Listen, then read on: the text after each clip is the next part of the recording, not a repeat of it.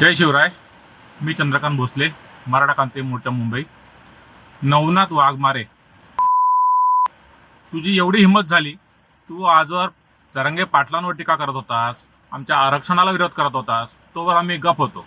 पण आज तू आमच्या माता भगिनी आया बहिणींवर घसरलास.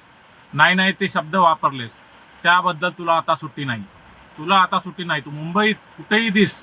माझी सगळी पोरं मी कामाला लावलेली आहेत, माझी सर्व यंत्रणा कामाला लावलेली आहेत. तू मुंबईत जिकडे दिसतील ना, तिथे तुला ठोकणार.